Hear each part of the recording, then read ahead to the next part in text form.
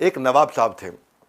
नवाब साहब जाटों के इलाके से, झज्जर से 11 मील दूर एक गांव है दुजाना, झज्जर नाम आपने सुना होगा, दुजाना, वहां से नवाब साहब निकल रहे थे। और जब निकल रहे थे वहां जाटों की एक खूबसूरत, लंबी, बहुत प्यारी, सुंदर सी, सुशील लड़की दिखाई पड़ी। नवाब को पसंद आ गई। नवाब ने घर वालों को फरमान भिजवा दिया, जल्दी शादी करने आ रहे हैं उससे। अब जो बाप था बेचारा लड़की का बहुत परेशान हो गया, पंचायत के पास गया, जाटों की पंचायत, उनके पास गया, कह रहे नवाब ने फरमान सुना दिया, मेरी बेटी ले जाएगा। अब जाटों का क्या है, ये लोग दूसरों की मदद बहुत करते हैं, एक साथ खड़े हो जाते हैं। पिता को दुख देखा उन्होंने, नवाब की हरकत देखी, जाटों का खून खोल गया। और पंचायत ने पूरे गांव वालों से बोला इससे लड़ेंगे नवाब से। सारी बिरादरी के लोगों ने मना कर दिया, पर जाटों ने डिसाइड किया लड़ेंगे, लड़ेंगे तो लड़ेंगे। छोटा सा गांव, सारे जाट इकट्ठे हो गए। अत्याचार और भय के विरुद्ध हरियाणा ने हमेशा छेड़ा है भयंकर युद्ध। इनकी आदत है इस प्रकार के। नवाब ने के पास खबर पहुंच गई कि जाटों ने बगावत कर दी है, तो नवाब ने ना पूरी तोप और बंदूकों से लैस 40,000 लोगों की फुल्ली ट्रेंड शाही फौज के साथ में अटैक कर दिया गांव पे। और गांव में टोटल 2300 जाट, और 2300 जाट में महिलाएं भी हैं, बुजुर्ग भी हैं, बच्चे भी हैं, जवान भी हैं। 2300 जाटों ने उस लड़की को बचाने के लिए 40,000 की सेना को उड़ा के छक्के छुड़ा दिए।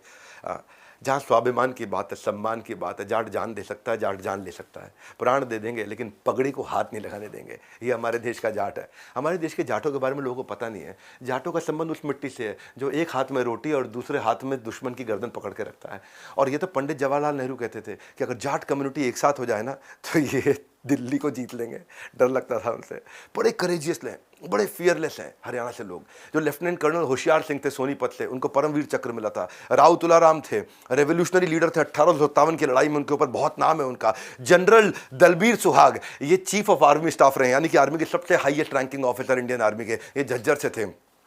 देखो एक बात है, इनका थोड़ा बातचीत करने का तरीका अलग है, इसलिए लोगों ने समझ नहीं पाते हैं। ये थोड़ी सीधी बात करते हैं, कोई बकवास नहीं करते हैं, एकदम सीधी, किसी के बापू से नहीं डरते हैं। ये बात कहेंगे खरी, बेशक लग जावे बुरी। हाँ, तो इनका क्या सिंपल स्ट्रेट फॉरवर्ड है। ये प्रिटेंड नहीं कर पाते बस। जैसे आप दिल्ली में आओ लोगों से, तो अगर कोई आप बोलो यार चलेगा घूमने के लिए, तो अब बोले मेरी बुआ की लड़की बीमार है, बड़ा आराम से बात करेगा, समझाएगा और ऐसे बोलेगा कि भाई नहीं, सामने वाले को बुरा भी ना लगे। लेकिन इसका क्या, जिसने करी शर्म वाह क्या फूटे करम, तो they don't beat around the bush. ये बड़े स्ट्रेट है। अब लखनऊ के लोग अलग होते हैं, लखनऊ के लोगों में मिठास होती है। अब लखनऊ का एक आदमी हरियाणा आया, हरियाणा आके रास्ता भूल गया। अब वो हम आप ऐसे करके बात करते हैं। वो जाट को बोला भाई साहब क्या मैं आपको एक तकलीफ दे सकता हूँ?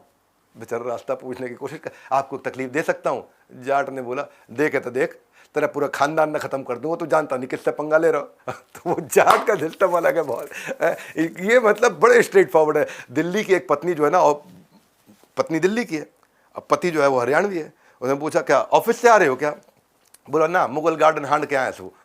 तो इनके थोड़े आंसर आप अनप्रिडिक्टेबल होते हैं। जाट की पगड़ी पेचदार है, बड़ी पगड़ी पेचदार होती है और बोली मजेदार होती है। हरियाणा का एक जो ताऊ है ना, कार धो रहा था, पास में पड़ोस की महिला वहां से गुजरी, बोली कार धो रहे हो?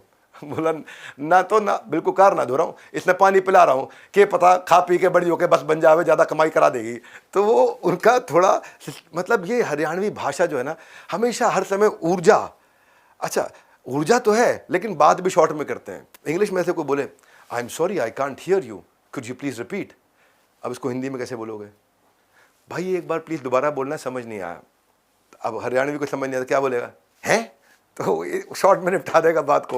लेकिन I don't know, I can't speak like them but they are so sweet अपने आप में। अब देखो ना, यही सही यूट्यूबर कैरी मिनाटी निकले, एशिया के सबसे बड़े इंडिविजुअल सब्सक्राइबर है। एल्विश यादव हरियाणा से आता है। तो ये लोग ना इतने लाउड होते हैं, इतने अमेजिंग होते हैं कि इतना लोगों को बाद में पसंद